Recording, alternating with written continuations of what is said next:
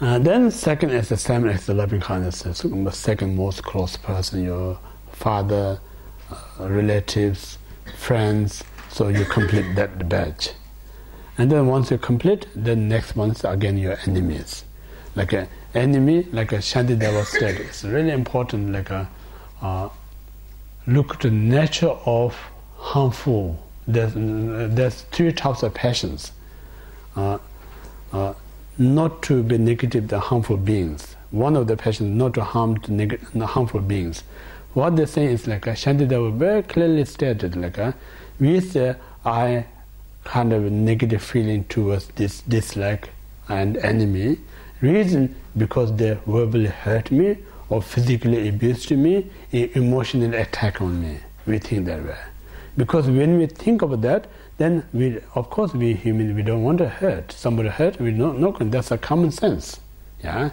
But the reality, if you look extraordinary mind, for that person's point of view, he or she controlled by his or her own mental afflictions, very unhappy, unpleasant state.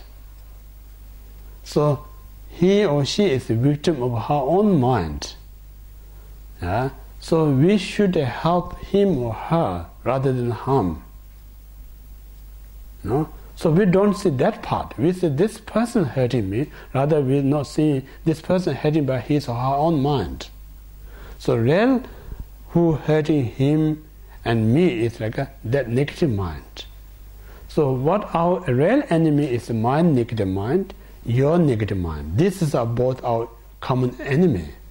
So what I need to do is I need to support that person to defeat his or her own negative mind. If you do that, then you really destroy your enemy. Yeah? That's the Shantideva statement. But our ordinary mind can't see that part. We see it's like that person is such a cruel. This person is such a very harsh, hurting me and everyone. But the reality, he himself or herself is burning her own so uncomfortable. Due to this uncomfortable, they don't have any idea who's hurting. You know? So that's the reason if you look at that point of view, then it's much easier to bear compassion. Really, compassion means sometimes the Buddhists say a person who more suffer is an even more important object to practice compassion. Like normally we say if you have 3 children, one is perfectly healthy, very successful, other is just okay, third one's really struggling, you should more care the third one who's struggling. Because that struggling child needs your more help than other twos. So same like a person who causing trouble out there needs more help. Because they're indirectly calling you, please come and help me. You know? But we don't see that part. We say they're calling us to harm me. So we totally misinterpret that. You know? So we need to be very correctly understood, because these people they're saying I'm unhappy. So somebody unhappy make you more unhappy, of course make you more crazy. You know? So someone who's unhappy, you need to listen and make them happy, then they're not going to scream on you. That's how it works. You know? So in this reason we need to that's the reason Dharma is so valuable, because it really address the real issue. If we really address the real issue, then we have a better position to help others. You know? So in this way, the enemy who harms you, who makes you difficulty, is a perfectly alright an object of compassion, because they need help. So that's where you can meditate compassion to your enemy. Now, third is again strangers. Yeah, stranger. Then you look around, and then they also want to be happy, but they're creating cause of unhappiness. Just again think about in this world, how many people out there telling lies? Yeah? Why they're doing it? None of them want to doing this for the sake of their suffering. They all think they're doing it because of to free them from suffering.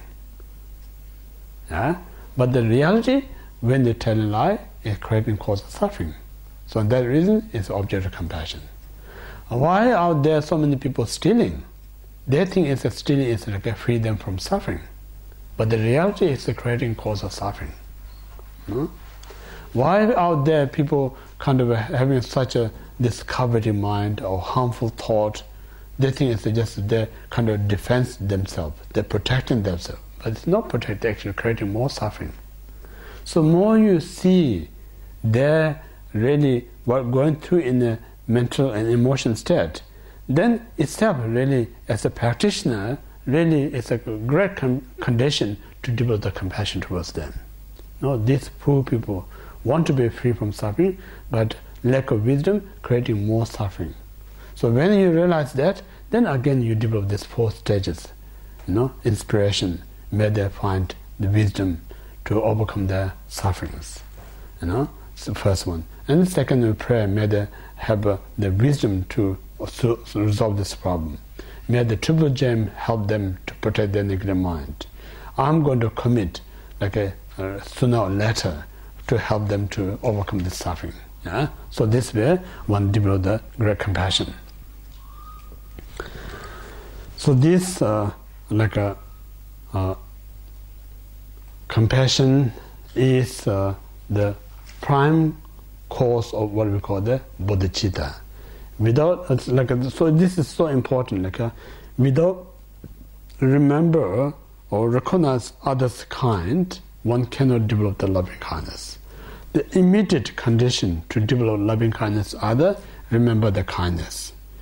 Not just only remember, you really feel it. So important. You really feel others' kindness. So really you feel others' kindness, then you really going to come this thought that I'm going to do anything that makes him or her happy. There's no heart. Because when you feel others kind that much to you, very hard to make them happy. So in this way, first you just give time to really make you feel the kind of other so important. So the kind of other is we call the root to develop the loving kindness to you. Without root, loving kindness is not going to get it. Then when you have a loving kindness, that produces you the compassion. Without loving kindness, it is impossible there's a compassion. So I kind of advise people who kind of believe on me, saying it's good to do in the great a very high practice like a Vajra, Tibetan Buddhism we call it Vajra, and the Vajrayogini, so many great practice. But many of practitioners, we kind of lost the essence. There's not much love, there's not much compassion, but I'm saying I'm doing such great practice. Because we almost we expect almost like a modern supermarket. I can buy apple without the tree. Same thing, you can't have an apple without a tree. So similar without loving kindness, compassion, say I'm doing have Vajra, it's like a supermarket apple. So these days the kids, they think it's where's the apple coming from? There's a supermarket. They don't realize it's from from coming from the tree. So similar this modern Vajrayana practitioner thinks all this Vajrayana deity come from supermarket without having the love and compassion tree. So in this way it's so important if you have a genuine love, compassion, bodhicitta, then you are ready to enjoy the fruit of the Vajrayana. Without having this root, there's nothing therefore. If you try the fruit, this is just a plastic, plastic apple, plastic banana kind of thing. Looks like apple, but if you eat, you're going to break your teeth. So in this way, the compassion is the cause of the bodhicitta. So how compassion causes the bodhicitta is so now I meditate loving kindness and compassion towards others. When I meditate, my genuine reason is wishing others be happy and cause of happiness. Wishing others be free from suffering and the cause of suffering. That's my sincere wish when I meditate this love and compassion. So think about, I have this wish, at this very moment, can I really help them to have happiness? At this very moment, can I help them to free from suffering? If you really ask the question, impossible. The reason it's impossible, because I'm not achieved that great happiness myself. I'm not achieved myself free from that suffering. So if I can't walk, say I'm going to give you a hand to take you walk, it's laughable. You know? Before you give hand to take walk somebody, you need to know how to walk yourself. You know? So in this way, this is my idea, this is my wish, this is my plan. But to succeed this plan, what I recommend is I must attain Buddhahood first. If I reach Buddhahood, then definitely I will capable to help them to achieve happiness, free them from suffering. Not only just me, even someone who more powerful than me, like I said, God beings, they don't have a capable to help others to completely free them from suffering and give them happiness. You know, there's no one story, one God gives someone completely happy and free all sorts of suffering. There's no story. No? But there's many kind of evidence that Buddha actually helped many beings free from suffering and cause help them happiness. No, means Buddha not saying give you hand, take you happy place. Buddha not saying come to you and wash away your suffering. They're saying water cannot wash your suffering and unhappiness. Yeah, hand cannot wipe out your suffering and unhappiness. Only thing that free you unhappiness, suffering is wisdom. So this wisdom Buddha gave to us, teacher gave to us. So this wisdom when we utilize, and then we will achieve the happiness. We will free the suffering. So what wisdom is we always talk about is at this stage we want to be happy. Our ignorance mind says happy means having nice food. Happiness things have a nice cloth. Happiness means have a nice holiday. This is we think is happiness. How many times we did this, still we're not happy. You know? But we think that tomorrow, day after tomorrow, we look forward what we're going to do. We think this is going to happen. We did same thing what we're going to do tomorrow, day after tomorrow, many times in the past. 100 times in the past. So this 100 times make us more greater happy or not? Nothing like that. That's just a dream. So in this all point of view, what we're saying is the real kind of developed happiness is warm-hearted, kind heart, warm and kind heart. If we develop this warm and kind heart, then definitely, even you have a little or more, you're still going to be a happy person. Yeah? So that's the Buddha's teaching. Buddha says, be kind to others. Kind other is kind to yourself.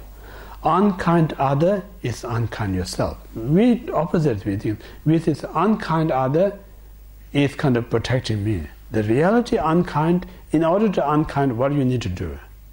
In order to unkind to other, you have to be mentally, you have a negative thought towards that person, or vocally you have to say something unpleasant speech to that person. Physically you have to show some kind of unpleasant expression. That's we say unkind to other. So when you do this, actually you're hurting before you're hurting others. We say when you try to throw the ball of fire to somebody, before you throw other, you already burn your own palm. It's the same thing. We think that's we're hurting other, we're actually hurting ourselves. So same thing opposite way, when you kind to other, so before other person get benefit, you're the first person get benefit. Because the kindness you have to come from your mind. Think of I really need to be nice to somebody. When you think I want to need nice to somebody, first that idea comes in your mind. When these things come in your mind, you get first the peace before the other person gets the benefit. And the same thing before you say I want to say something nice word, you're going to benefit before the person heard these things.